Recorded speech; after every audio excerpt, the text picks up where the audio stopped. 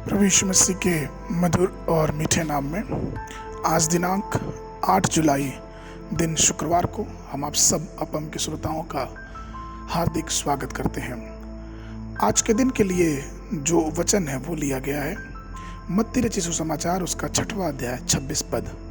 वचन इस प्रकार से कहता है, आकाश के पंछियों को देखो, ना तो वे बोते हैं, ना तो वे काटते हैं और ना खत्तों में बटोरते हैं, तो अभी तुम्हारा स्वर्गीय पिता उनको खिलाता है। क्या तुम उनसे अधिक मूल्य नहीं रखते?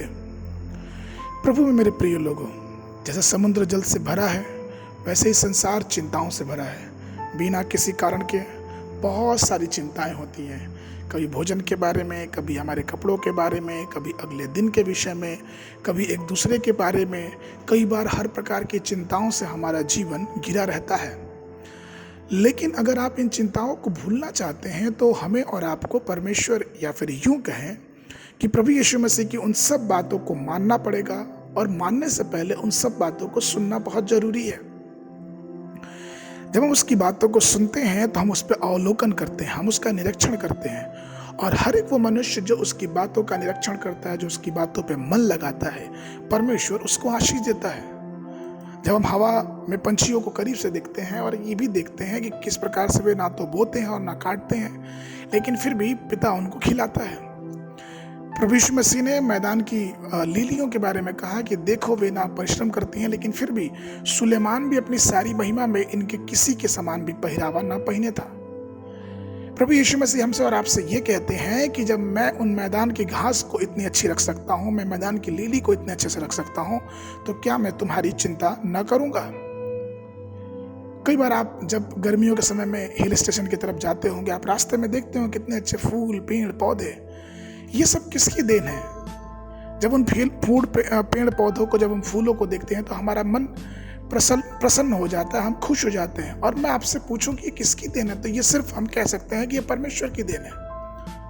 हम कई जगह पर्यटक स्थान पर जाते हैं तो हम देखते हैं किस प्रकार से फलों से भरा हुआ पेड़, किस प्रकार से झरने बह रहे हैं, किस प्रकार से प्राकृतिक हमको खूबसूरती दिखने को मिलती है, और हर प्रकार की चिंता हमारे जीवन से कुछ समय के लिए दूर हो जाती है।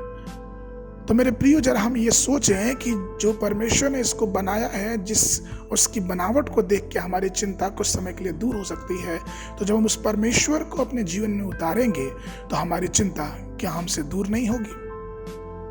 जब हम परमेश्वर की स्तुति आराधना करना चालू करते हैं, जब परमेश्वर की महिमा करना चालू करते हैं, तो परमेश्वर हमें चमत्कारिक रूप से छुड़ाता है और बचाता है। जब हम उसकी बातों को अवलोकन करते हैं, उसकी बातों पे चिंतन करने लगते हैं, तो परमेश्वर हमारी सुधि लेता है। तो आइए, हमारी जो भी स्थिति क्यों ना हो, चाहे चिंता हो, चाहे दुख हो, चाहे गरीबी हो, या फिर कुछ भी हमारे जीवन में बुरा या भला या अच्छा या गलत घटा हो, आइए हम परमेश्वर के वचनों को अवलोकन करें, उसकी बातों पे मनन करें और अपने जीवन में पूरी रीति से शांति को पाने पाएं। आज के मनन के लिए जो पद है वो लिया गया है नीति वचन की पुस्तक उसका 12 अध्याय उसका 25 पद। वचन कहता है, उदास मन दब जाता है, परंतु भली बात से वह आनंदित होता है। बाइबल अध्ययन के लिए सुबह के समय अय्यूब की पुस्तक उसका 26 और 37 अध्याय, संध्या के समय प्रेरितों के काम उसका 15 अध्याय 22 पद से लेके 41 पद तक।